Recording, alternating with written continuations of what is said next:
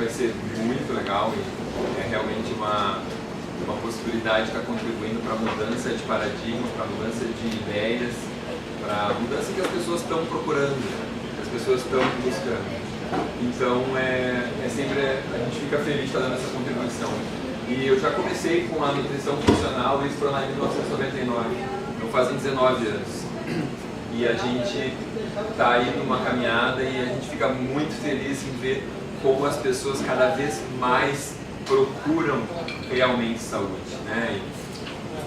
Na mesma medida que hoje tem muito mais informação, as pessoas conseguem então ter ideias mais claras, mas também tem muitas informações ruins.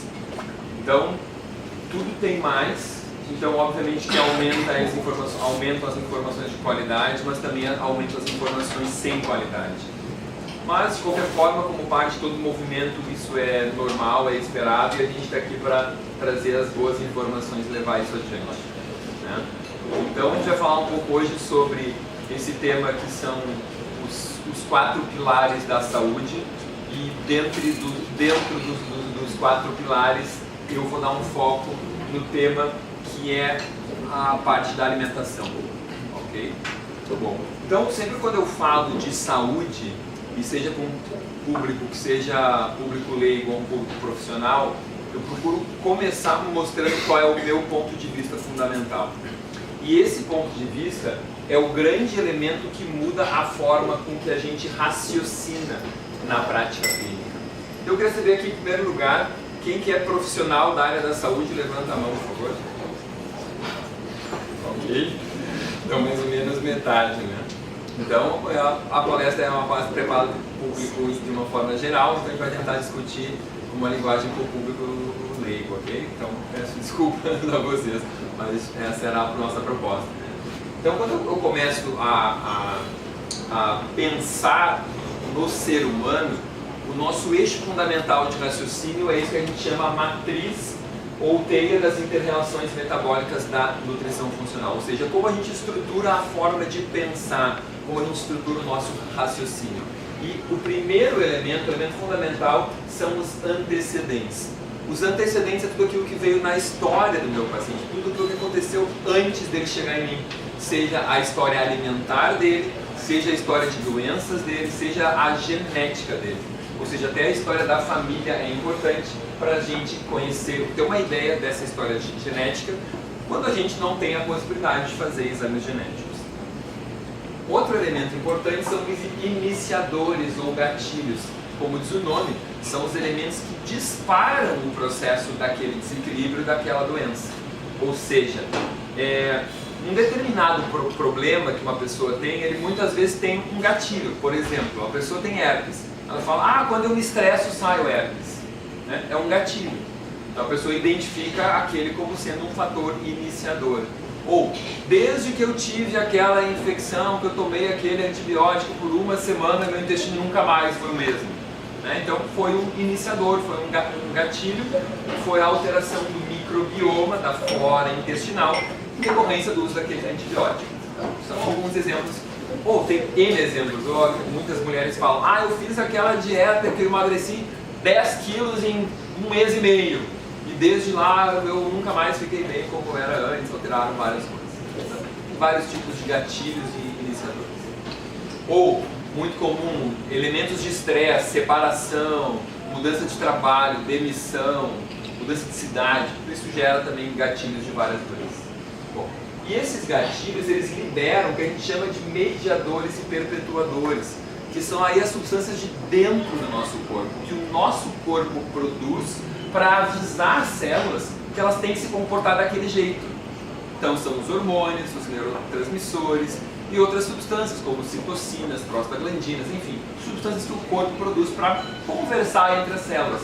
São os e-mails, as mensagens que uma célula manda para outra, para que elas se comportem todas daquela forma esperada. Então, aí já vem um conceito que eu acho importante, se comportem da forma esperada. Nós chamamos de doença. Para o nosso corpo não é doença, é a forma esperada de estar se manifestando. frente às condições que foram oferecidas.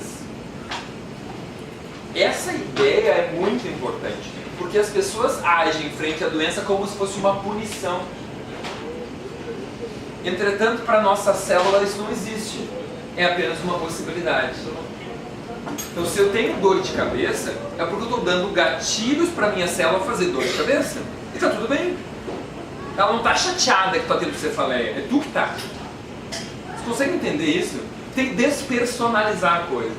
Não é o seu corpo contra você. O teu corpo está fazendo o que tu manda. Isso é o bottom line. É o final do negócio. Quando as pessoas tiverem esse conhecimento, essa noção clara, elas vão se dar a noção clara que elas são as criadoras da sua saúde. Elas são os agentes determinantes. Não é o que vem de fora, é como elas respondem ao que acontece que vem de fora. Ou são as escolhas que elas fazem frente às opções que elas têm.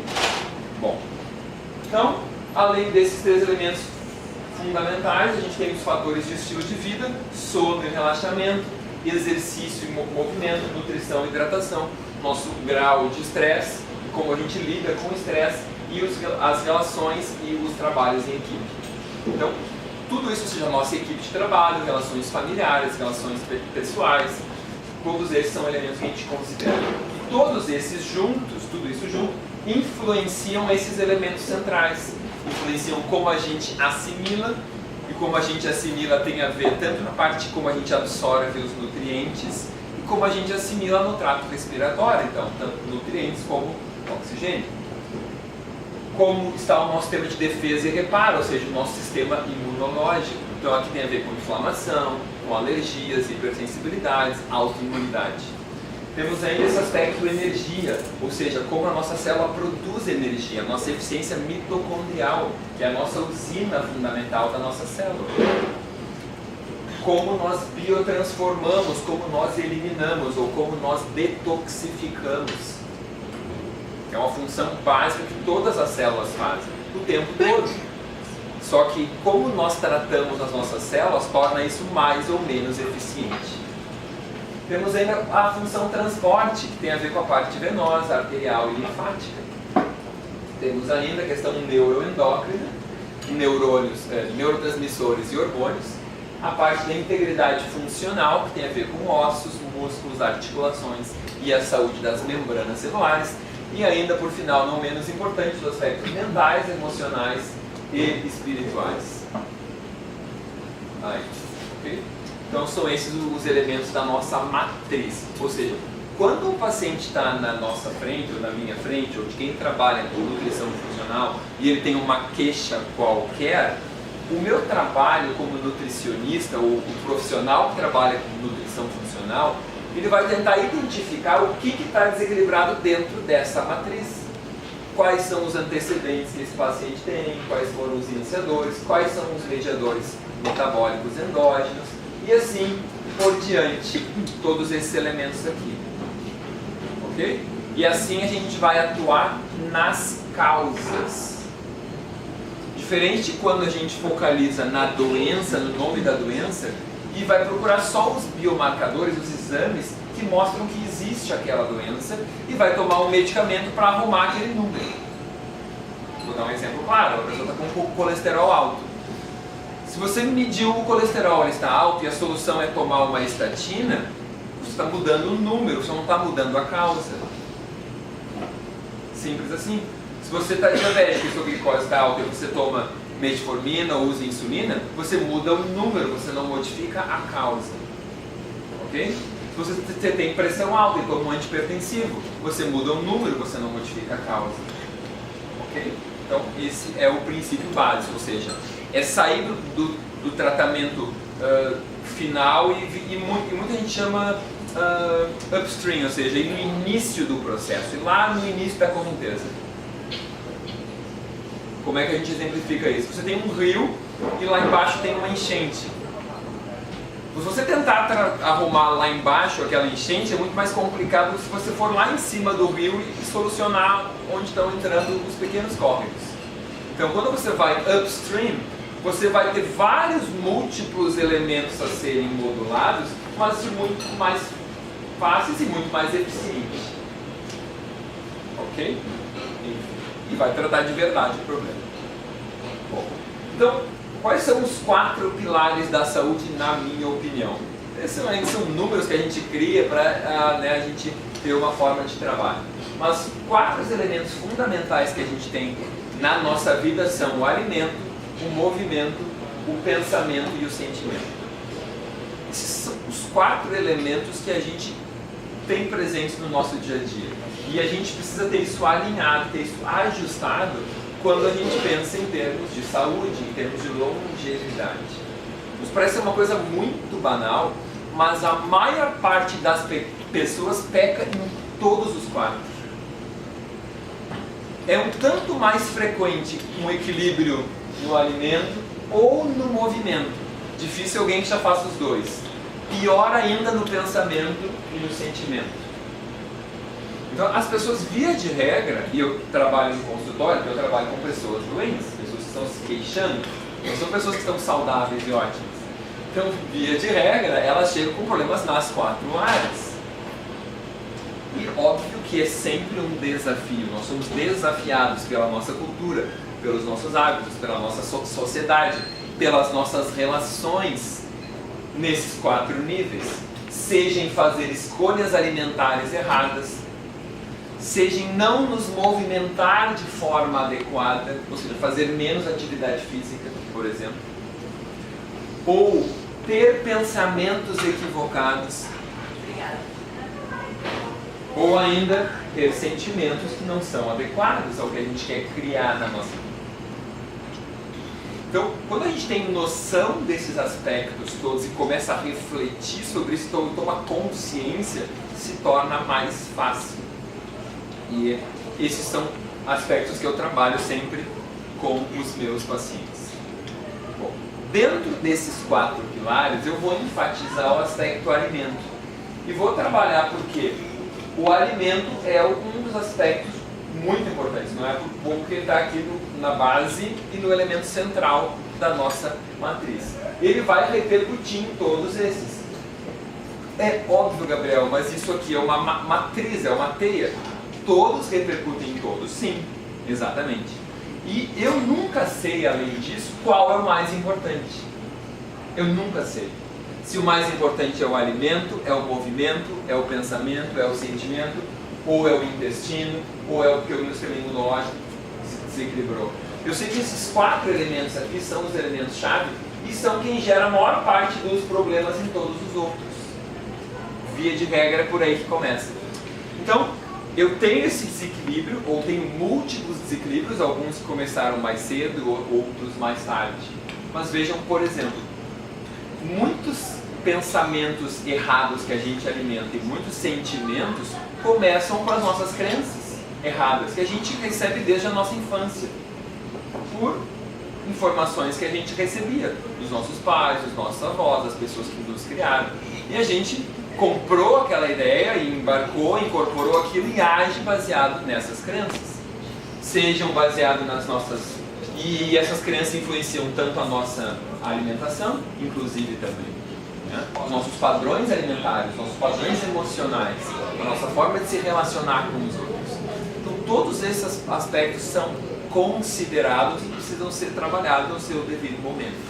Porque, como eu disse antes, eu não sei qual que é o mais importante. Se eu tenho aqui 1, 2, 3, 4, 5, 6, 7, 8, 9, 10, 11, 12, 13, 14 elementos, eu não sei se um deles é 90% e os outros todos são 1% cada. Ou se cada um é 10% cada, ou um é 30, o outro é 10, e o outro é 20, e o outro é 5. Ou seja, só quando eu faço uma avaliação mais profunda, através de questionários, através de exames, é que eu começo a tomar consciência do que tem que ser trabalhado no meu paciente. Ou seja, do que eu tenho que realmente fazer na vida dele. Quais são as mudanças que eu tenho que propor. Então eu, como nutricionista funcional, a minha visão é sempre de ser um guia na vida do meu paciente. É mostrar para ele onde estão os desequilíbrios e pontuar, olha, isso é o que deve ser resolvido. E qual é o caminho para chegar lá? Eu te dou algumas possibilidades, algumas ideias. Eu sou um facilitador em encontrar soluções. Uma coisa que talvez aqui tem a maioria que não é profissional de saúde, né? Aqui estamos profissionais, aqui estamos os leigos. A maioria das vezes eu não dou dietas para os meus pacientes. Eu faço propostas de melhoras, de modificações. Isso é uma visão minha, que eu desenvolvi assim. Porque eu não quero que meu paciente fique preso na minha dieta. Porque aquela dieta dura um mês ou dura 45 dias, tem que trocar por outra depois que ela perdeu a qualidade. Eu quero que ele aprenda a ter uma atitude alimentar adequada em qualquer situação. E aí o mais importante está aqui dentro. É ensinar a pessoa a pensar como é e o que é uma alimentação saudável. Para ela. O que é adequado para ela, conforme a necessidade dela. Conforme o que ela precisa para a sua saúde. Ok? Então, óbvio que isso é um construir. E às vezes as pessoas elas têm o quê? Elas têm urgência. Elas criam uma urgência. Ah, porque eu preciso para o próximo mês. Eu preciso emagrecer tantos quilos. Eu não tenho esse problema porque eu praticamente não trabalho com emagrecimento. Diretamente. Meus pacientes muitos precisam emagrecer, eles não chegam lá só por causa disso. Então, isso também já me aliviou bastante. Trabalho muito com doenças crônicas. Né? E óbvio que a obesidade também gera muitas doenças crônicas, enfim, faz parte do processo. Né? Então é um todo. Bom, vamos então falar agora sobre alguns aspectos nutricionais, alimentares que chegam no consultório no nosso dia a dia. E agora eu vou precisar da ajuda de vocês, porque a gente vai falar de mitos e verdades. Tá?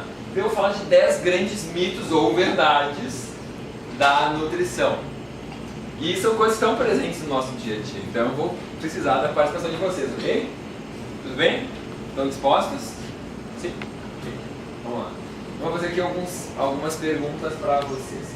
Então a primeira delas é essa aqui. Só devo beber água quando estiver com sede. Quem acha que essa é um mito, levanta a mão. Então quem acha que é verdade agora, levanta a mão. Então agora quem não acha nada, levanta a mão então. Tem vários que não acham, gente. Impressionante, né? Mas as pessoas vêm, é bom, elas vêm a mente aberta, sem opinião. Estão com a mente aberta, sem julgamentos. Ok. Então, só devo beber água quando estiver com sede. Isso é um mito. Porque no momento que a pessoa respeita a sede, ela está atrasando cada vez mais a sede. A gente tem um sistema de regulagem hipotalâmico e também periférico que controlam pela osmolaridade, ou seja, a concentração de sódio, de cloro no nosso plasma, um mecanismo de sede. Ok, perfeito. Cada vez que você espera bater a sede, e se tem a possibilidade de você não obedecer, porque agora não tinha água, não estava em nenhum lugar, ou toma uma coisa que não é água. Pode ser um refrigerante, pode ser uma cerveja, pode ser um vinho.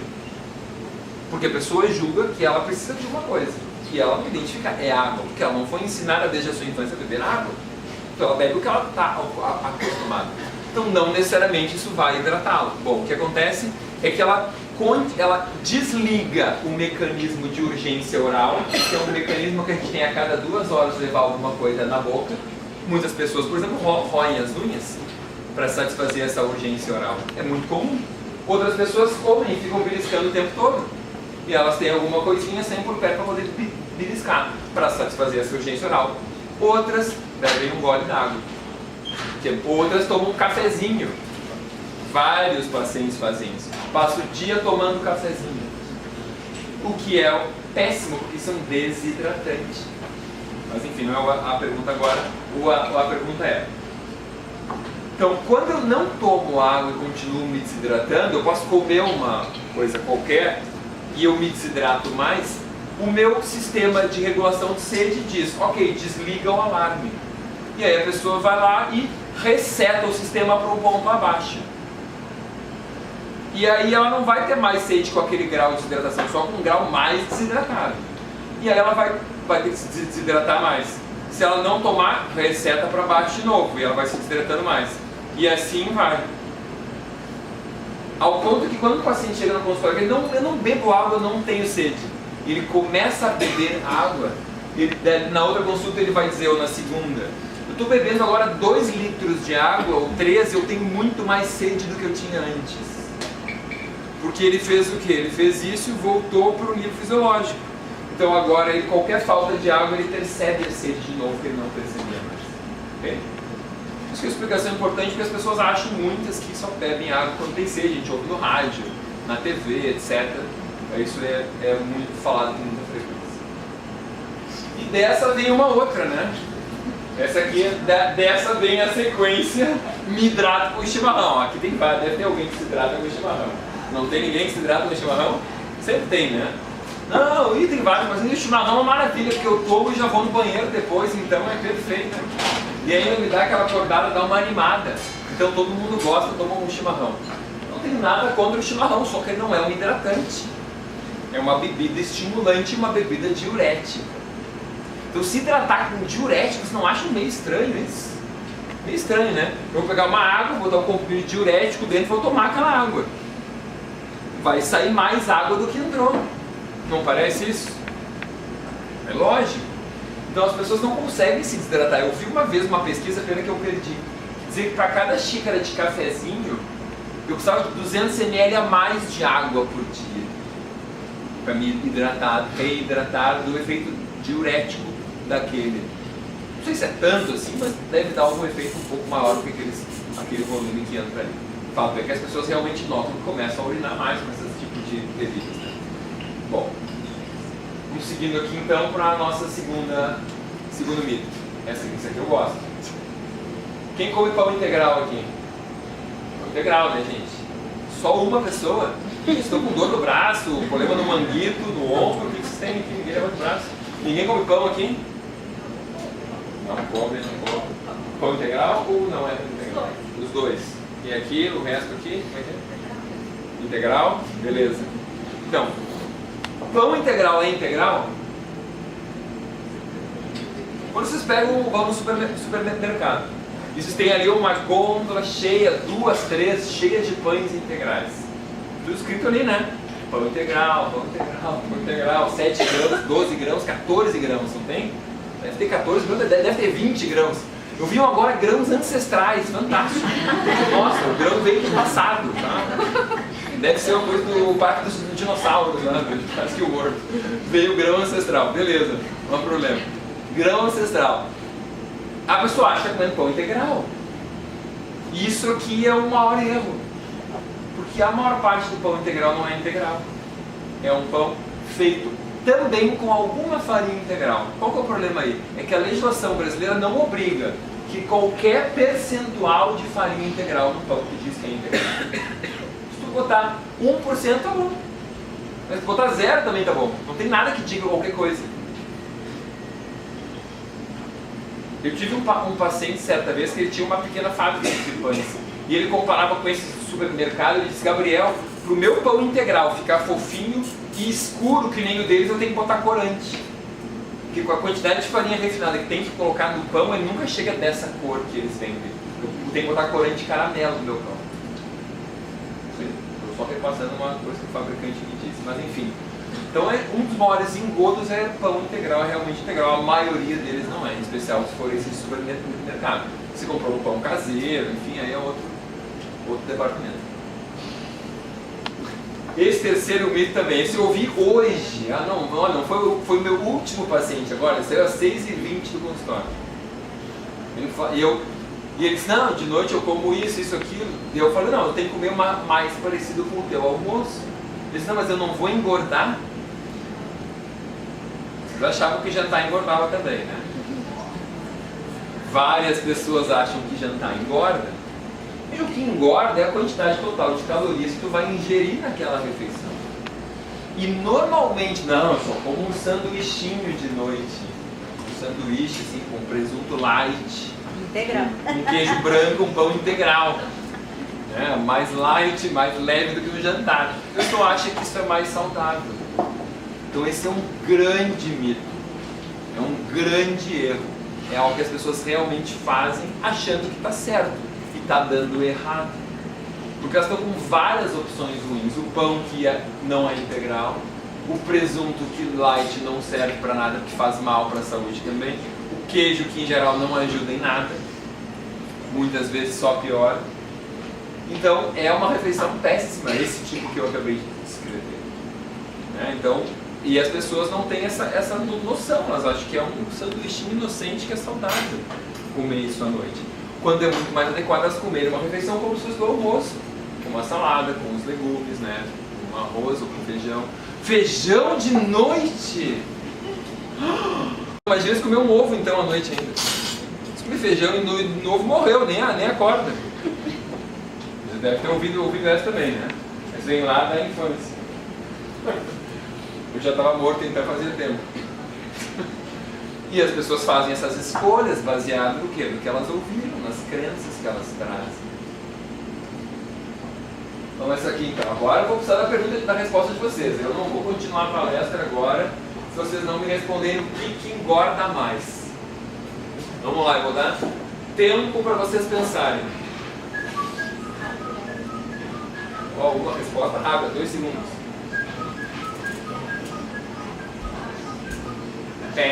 Acabou o tempo. Temos 2 respostas. Pão engorda mais do que óleo, engorda mais do que carne. E aí? Quem acha que é igual? São 100 calorias, Gabriel. São 100 calorias, 100 quilocalorias de óleo, de pão, de carne. Quem acha que é igual, levanta a mão, por favor. Uma pessoa acha que é igual. Deve ser engenheira. Engenheira. Qual é a área? Nutricionista, perfeito. Os meus pacientes engenheiros todos dizem que querem me matar ainda se eu falo que é diferente. Quem acha que é diferente, levanta a mão então. Aí, tem mais algumas opiniões.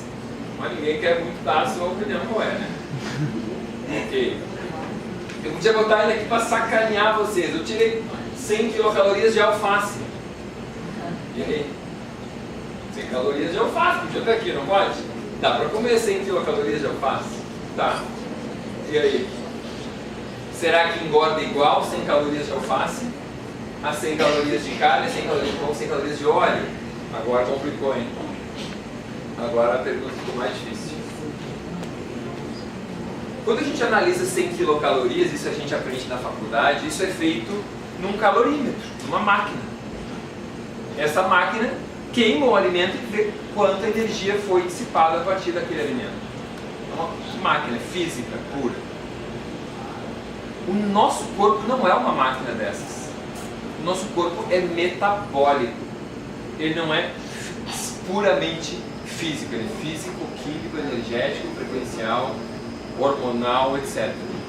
Então, quando a gente, dentro da nossa célula, recebe um alimento, ou seja, quando o nosso corpo recebe um alimento, é diferente do que queimar numa bomba calorimétrica. Por quê? Porque tem um efeito hormonal desse alimento e tem o efeito termogênico pós-prandial. Então, quando tem, por exemplo, 100 quilocalorias de alface, a quantidade de fibras é tão grande, que o teu dispêndio gastrointestinal é imenso. Ou pode ser de alface, ou de rúcula, ou de azedinho, o que queira.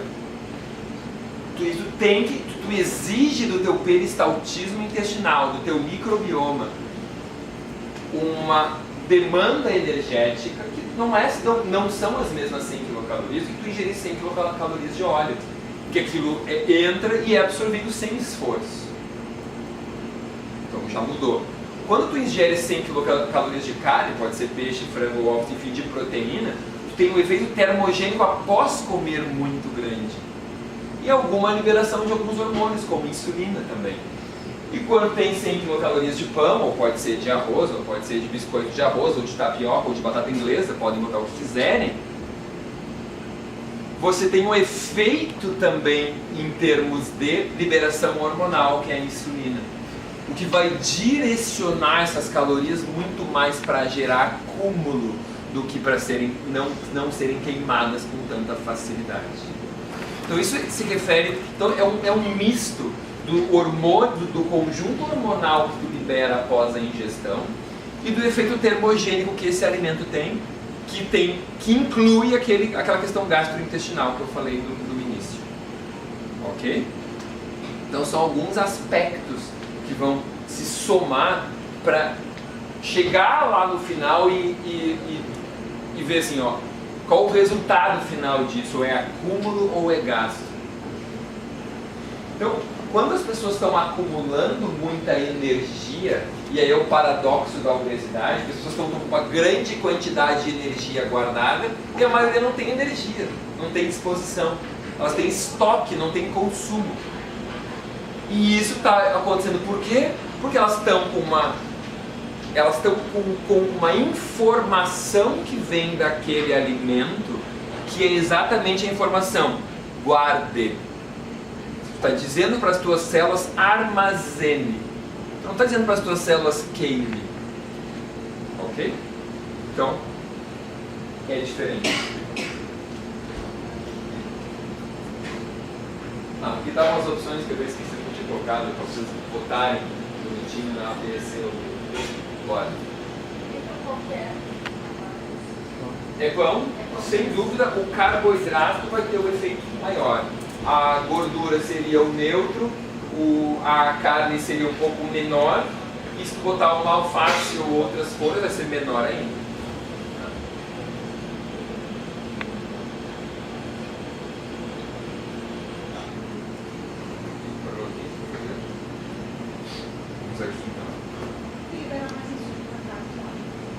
O óleo não libera insulina, o que libera é a carne, entre carne e óleo. Não, eu me expressei mal então. Em primeiro lugar vem o pão, então o que mais guarda é o pão, depois é o óleo, depois a carne, depois seriam os verduras, nessa hora. Essa aqui então, vamos lá. Mito ou verdade? Essa tem que pensar, né? Vocês não vão achar que vão ser 10 mitos, né, gente? Pode ter verdades no meio também, né? Isso aqui é prova, estou sendo avaliado nesse momento. Verdade. Mito. Alguém mais? Quem acertar todos vai ganhar um prêmio no final que o Tobias já preparou. Não, vou começar a arriscar, senão ninguém vai ganhar, né? E aí? Ninguém? Só tá tímido, né? Então vamos lá. Quer opinar? Não vale? Tá. Gente, isso aqui é um grande mito. É um grande mito. Às vezes eu canso de receber no consultório as pessoas: ah, o meu almoço é só um bifinho grelhado com uma salada. Quem é nutricionista não recebe pacientes assim também? Ah, o meu almoço segunda a sexta é um bifinho grelhado com uma salada, um peitinho de frango grelhado com uma salada. As pessoas cresceram, não sei, ouvindo isso. Só que tudo isso que vocês estão vendo aqui, ó, isso aqui, isso aqui, isso aqui, isso aqui, isso aqui, isso aqui, isso aqui, isso aqui, isso aqui, é cancerígeno. É tóxico para as tuas artérias, para o teu coração, para os teus rins, para o teu cérebro. Isso aqui devia vir como a tarja. O Ministério da Saúde adverte: esse alimento é cancerígeno. Quem é que viu o meu Instagram essa semana agora, fim de semana? Sexta-feira. Alguém me segue no Instagram aqui? Ó, tá aqui em cima, ó. Gabriel de Carvalho, professor. Pode seguir lá. Se seguissem, já tinham visto antes, viu? A resposta eu tinha dado na sexta-feira. As pessoas têm essa ideia. Quem conhecia agora, naquele tempo? É diferente. Ótimo, parabéns. Então, isso é um conceito que as pessoas têm de alimento saudável. Ah, porque tem pouca gordura. É feito grelhado, sem gordura. E gordura faz mal, logo grelhado é saudável. Perceberam de onde vem o erro? É um erro duplo. Gordura faz mal, logo bife grelhado não tem gordura, é saudável. Errado que gordura faz mal e errado no grelhado. Dois erros simultâneos. Tá? Como é que eu estou de tempo aí, mais ou menos, que horas são? Beleza, tudo bem. O problema é o bico ou o grelhado? O problema é o grelhado. Só para entender. Churrasco é liberado, boa. Toda carne, quanto mais aquecida ela for, pior. Qualquer alimento, quanto mais aquecido for, pior. Quanto maior a temperatura que tu submeter essa proteína e essa gordura, pior. Tá? Isso vai gerar substâncias com nomes super bonitos, tipo aminas heterocíclicas aromáticas, hidrocarbonetos aromáticos policíclicos. Sabe onde é que tem essas substâncias? No cigarro. Então tem gente que come isso aqui todo dia e não fuma, vai ter o mesmo problema que o fumante. Ah, mas por que eu tive um câncer de mama? Porque eu fumava todos os dias comendo um troço desses aqui. Ah, mas eu achava que era saudável. Ah, pois achava, uma pena. Teu corpo não achava. Não é porque tu achava que vai deixar de fazer mal? Tá entendendo? Então, falta de informação mata. É por isso que eu estou aqui hoje. E se isso aqui, quanto mais queimado for, pior. Mas, Gabriel, isso só acontece com um bife? Não, não é só com carne vermelha, não. Se for um peixe, um frango, acontece a mesma coisa. Se você fritar um ovo, a mesma coisa. Tá, mas é só com alimentos proteicos? Não, também não. Se você faz um bolo e a forma que queimadinho embaixo, todo o seu bolo, você come aquela parte pretinha, é a mesma coisa. Se você fez um arroz e que na hora que esquentou queimou na panela, é a mesma coisa. Mas tem gente que adora, né? Aquele queimadinho é a melhor parte que tem. Claro, tudo que é gostoso faz mal. Ou engorda. Crenças estão dentro do inconsciente coletivo.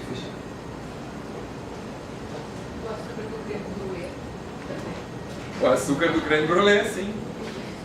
Claro, com a temperatura, o maçarico ali. Acabou o creme brulee. Claro, tudo é tempo e temperatura. Quanto maior o tempo, maior a temperatura, pior. Né? Então, churrasco. Churrasco é um exemplo clássico. Como que era feito o churrasco do gaúcho do campo? Tem alguém que deve saber aqui. Quem é do campo aqui? Como é que é então? Na vala, no chão. E onde é que está o fogo? O fogo está no chão. E os espetos estão aonde? Cravados ao redor do fogo. O que acontece? A fumaça sobe, o calor pega na carne, o espeto está inclinado, a gordura pinga para fora na terra, não pinga do fogo. Isso é perfeito, é churrasco funcional. Volta para os antepassados e as coisas eram muito mais certas do que é hoje. É simples. Os caras estudaram a técnica dietética, a bioquímica dos alimentos, a croleína, não! O cara fazia da forma correta, é instintivo. Aí quando quer tornar mais prático, mais rápido, mais tudo, aí estraga. O que tu pode fazer em casa na tua churrasqueira? Pode jogar bastante carvão de um lado e deixar a tua carne do outro. Não deixar a gordura pingar em cima do carvão. Deixa o carvão ficar bem em brasa, não toca a carne na fumaça. Tem gente que faz isso. Faz ali o fogo, tá aquela labareda, o carvão tá verde, pá, toca ali em cima, já vai flambando, aí vai pinga a gordura, levanta a labareda, já joga ali uma água em cima, desgasta, sobe fuligem, é um caos total. Fica uma delícia, claro, eu gosto da fumaça. É o defumado, defumou a carne. Tem gente que gosta. Tem gente que conta, mas aquele churrasco lá do tal parente me faz mal. A digestão é muito mais difícil. Então aquela fumaça pinga no calor, na brasa, aquilo decompõe a gordura, vira croleína, sobe, fica impregnado na carne de volta, aquilo é altamente tóxico para os vasos, para as artérias. Por aí vai. Então só uma outra dica assim para vocês. Bora, mulheres então. Mulheres vão me ajudar aqui. Evacuar uma vez por dia está ótimo. Está ótimo. E aí, quem acha que está ótimo ou não está ótimo? ótimo, não. Tá bom, dá pro gasto. Uma pessoa numa situação ideal, ela deve evacuar pelo menos 2 vezes ao dia. Situação ideal, 2 a 3 evacuações diárias. Tá? Ah, mas Gabriel, se eu evacuo a cada 2 dias e está tudo bem, eu me sinto bem, a evacuação me parece boa, a forma das fezes é boa. Isso não é normal na grande maioria dos casos. Raras pessoas têm um intestino muito longo e isso pode ser normal. A maioria está nessa situação porque não está em condições ideais. E a condição ideal tem a ver com o quanto a pessoa está hidratada, que já em geral já está errado, a maioria. Enquanto ela come de fibra, se tem a ver com a quantidade de frutas, de saladas, de alimentos como um todo. Tem a ver em como está o seu nível de estresse mental. A maioria sob estresse fica constipado. Tem a ver com o seu nível de atividade física. Tem a ver com a saúde do seu microbioma intestinal, então os tipos de bactérias que ela alimentou ao longo de toda a vida. Tá? São alguns dos 6 elementos mais importantes. Então as pessoas ficam e evacuam a cada 2, 3, 4 dias, às vezes, uma vez, 2 por semana. Tem isso como normal. Uma coisa é dizer que é normal. Quando a gente fala que algo é normal, é simplesmente porque é frequente numa população. Então, ir no banheiro uma vez por dia é normal? É normal, mas não é ideal. São 2 coisas que a gente tem que diferenciar. Normal é o que é frequente. Ideal é o que te permite uma ótima saúde, um ótimo microbioma intestinal. Tá? Então, quando tu vai para populações primitivas, tu vês que eles não evacuam uma vez ao dia. Tá? Mas eu não vou entrar nesses detalhes também. Eu quero deixar depois um tempo para vocês fazerem perguntas também, ok? Não sei se vocês vão ter perguntas depois, mas se tiverem, podem pensar em alguma coisa. É para a gente ir conversando mais um pouco. Então, vamos para o próximo. Essa aqui. Castanhas, amêndoas e nozes, enfim, frutas oleaginosas, engordam e aumentam o colesterol. Mito, né? Essa é fácil. Todo mundo está de acordo? Já caiu por terra essa aqui, né? Isso aqui era um mito muito frequente também, que as pessoas direto compravam. Isso quando eu comecei a trabalhar lá, em 1998, comecei em 99, olha, mandar um paciente, falava para ele que tinha que comer castanhas, é a primeira coisa que eu via, mas isso engorda. Engorda ainda falo, mas que aumenta o colesterol, ninguém mais fala. Também não penso muito, né? Não se dão conta muito do que aumenta e o que não aumenta. Mas o maior cuidado que a gente tem que ter aqui com as oleaginosas é no quesito que elas são torradas. Então evitar aquelas que são torradas. Okay? Porque essas que são torradas são as piores. São as que mais causam problema, porque tu alterou a gordura. A gente tem que lembrar sempre que a gordura não deve ser aquecida. Então a gordura é muito sensível ao aquecimento. Então quanto mais tu aquece, tu torra, realmente é um problema grave. E um exemplo dos piores é a castanha de caju. As pessoas adoram castanha de caju. E ela não é nem torrada como diz ali na embalagem, ela é frita. Ela é mergulhada na gordura. Descobriu há uma semana, tu vê, ela encontrou a luz. Encontrou a luz. Por isso que é marrom, né? Claro. Por isso que ela é toda, como eu disse, toda bronzeadinha de forma uniforme. Claro, quando compra ela crua, ela é toda branca. Quando ela é torrada ou caipira, ela é queimadinha de um lado e do outro, não. Porque ela é numa chapa quente. E quando ela é toda bronzeadinha, inteirinha, é porque ela foi mergulhada na gordura. Gordura hidrogenada, depois salgada. E ainda dou uma notícia, aquela é a pior de todas, é que não vai para lugar nenhum, que não exportam, que ninguém quer comer, fica aqui e eles fritam. É a da pior qualidade que existe. Quem já foi para o Nordeste, comprou castanha de caju de primeira lá, viu a diferença daquelas que a gente compra torrada aqui nos saquinhos. Que não é torrada, agora descobriram, frita, ok? Mas a lei não manda que escreva frita. Beleza, então o cara põe porque está afim.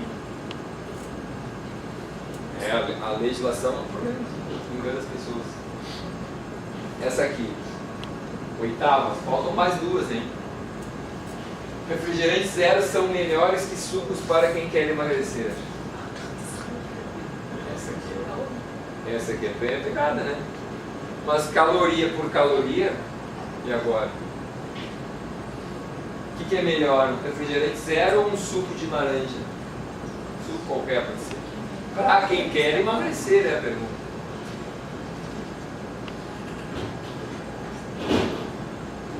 E aí, quem quer dar a sua opinião? Mito ou verdade? Mito. Isso aqui é verdade. Eu estou falando em emagrecimento, não estou falando em saúde. Tá? Se tu cortar as calorias do suco e trocar por um refrigerante, tu consegue emagrecer mais. Claro que um copo por dia talvez não faça diferença. Mas se a pessoa tomar meio litro de um, meio litro de outro, começa a fazer diferença. Então, de forma alguma, eu estou prescrevendo refrigerante dietético.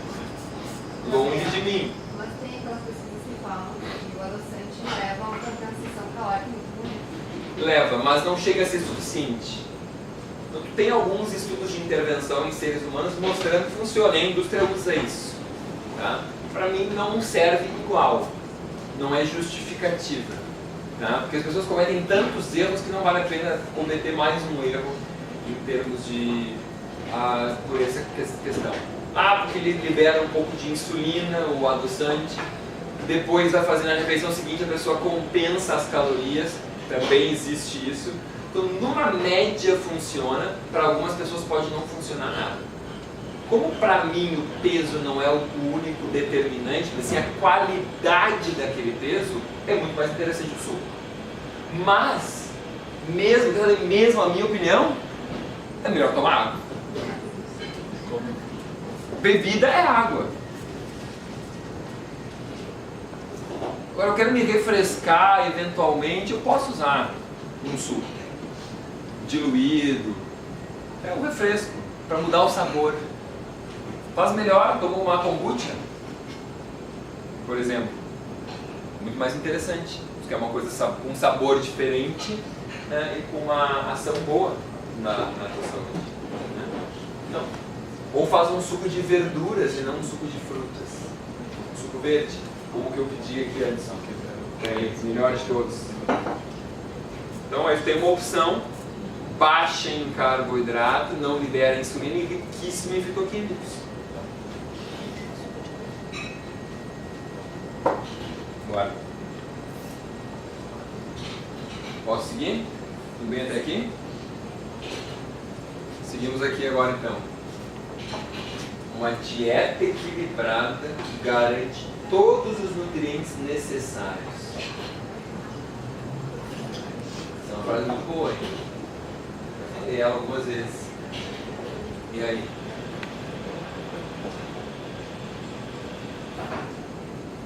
Quem pega ratão nessa aqui ou não? Eu acho que é mito. Eu acho que quem acha? Porque, vamos supor, nutrientes e tudo mais, a vitamina D é muito difícil a gente encontrar na alimentação, como outros nutrientes, enfim. Então, tipo, a vitamina D é importante para a regulação de cálcio e tudo mais. Então, não adianta na alimentação conseguir o cálcio se não tiver vitamina D para fazer. Exatamente. Solo pobre não alimenta. Ótimo, exatamente. O primeiro problema dessa afirmação, gente, é o que é uma dieta equilibrada? O primeiro problema é muito difícil a gente realmente saber o que é uma dieta equilibrada. Para aquela pessoa, naquele momento, o que ela realmente precisa. Tu olhar para uma pessoa e sair achando que aquilo é uma dieta equilibrada. Vai ter que ter avaliações, análises, exames para chegar, olha, para ti a dieta que está equilibrada aqui nesse momento é essa. Mas daqui a 6 meses pode ser diferente, ou daqui a 1 ano. Então quando tu pega padrões gerais dietéticos, a pirâmide alimentar, por exemplo, se eu seguir aquilo ali eu vou ter tudo. Não vai. A caloria serve para todo mundo, não serve para ninguém. O colega colocou muito bem ali, vitamina D não vai ter na tua dieta. A outra colega colocou também, solos empobrecidos. Então quando tu está comendo um alimento, tu não sabe exatamente o que tem ali dentro. não é o que tem na tabela. A tabela de composição química não é o que tem no alimento que eu estou comendo. Pode ser mais, pode ser menos, eu não tenho. É aproximado. Um dia foi. O alimento não é exato. A cada vez que ele nasce, cria, se desenvolve e é colhido, ele chega de uma forma diferente.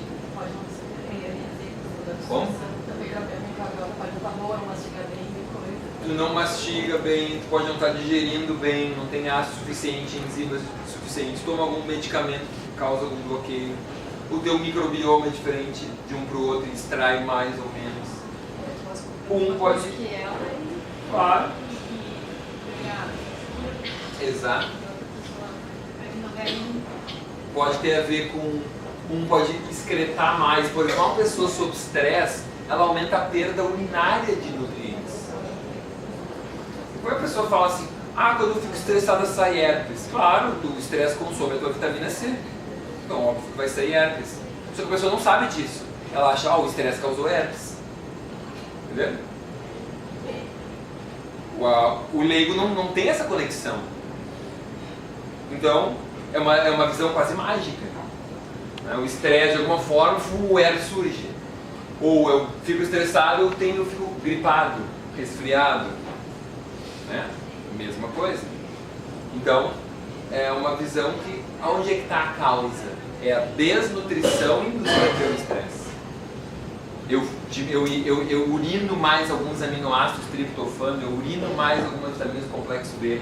Então, se eu submeto o meu corpo a mais estresse mental, emocional, eu preciso me nutrir melhor. Agora, o que acontece com as pessoas quando estão sob estresse? Ah, tive um problema lá no meu trabalho, briguei com o meu marido, com a minha mulher. O que eles fazem? Eu mereço. Eu mereço. A semana foi horrível. Eu mereço tomar umas cervejas esse fim de semana agora, hoje de noite. Umas cervejas. Não é assim? Ou a mulher diz lá, ah, eu briguei com o meu marido, eu vou comer essa torta aqui inteira. Não vai mais ou menos por aí, eu vou comer aquela barra de chocolate. Não é assim? É o contrário do que deveria ser o natural. As pessoas buscam justamente aquele alimento de conforto, aquele alimento que libera endorfinas, que aumenta a dopamina, que aumenta a serotonina de forma imediata, rápido, mecanismo imediato. A pessoa come, pumba, ela está já lá em cima. É isso. Mas, Gabriel, essa descrição parece uma droga. É uma droga. Elas usam o alimento como uma droga. Elas consomem e têm uma resposta imediata. E aquilo é viciante. Elas querem mais. Por que não fazer mais? Bora, amanhã eu faço de novo. Ninguém me proíbe, não tem nenhuma lei, nem o governo, não vou ser preso, nem nada. Está ali, está à venda, estou me dando, mulher tem casa, tem mercado. Excelente. É igual se fosse usar uma droga. Só que o grau de consciência é zero. O grau de consciência das pessoas é zero sobre esses efeitos metabólicos que o alimento tem. E da consequência disso a longo prazo. Então, as pessoas vão fazendo. E agora aqui, eu vou finalizar com a 10ª. Se Deus quiser. Tá aqui. Aí, obrigado. Essa é uma clássica. E aí? Mito ou verdade? Glúten e lácteos, eu não botei leite aqui para não ficar, né? Todos os lácteos fazem mal para todo mundo. E aí? Tempo para pensar.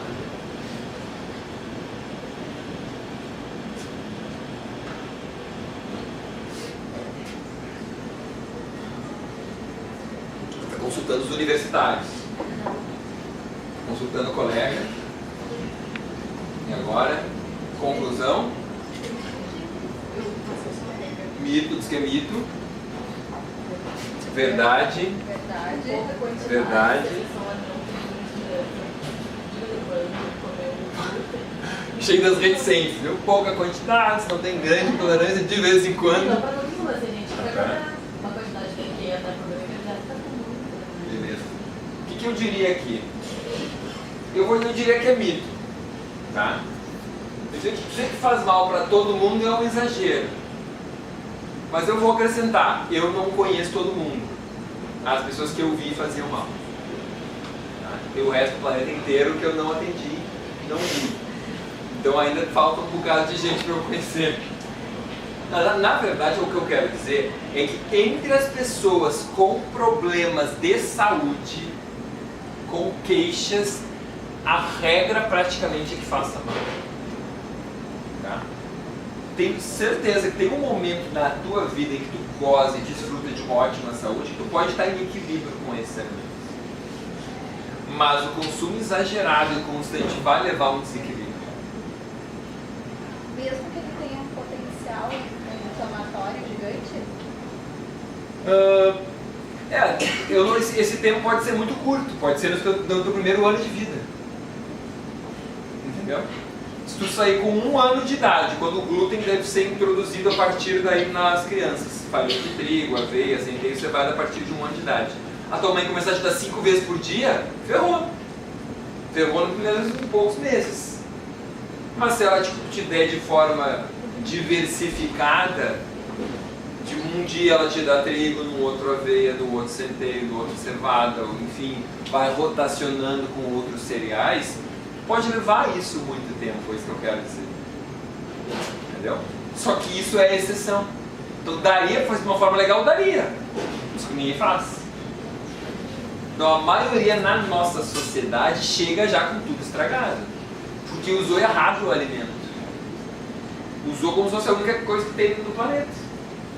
E a nossa cultura favorece isso. A nossa cultura ajuda para que isso aconteça. Ela leva para esse caminho.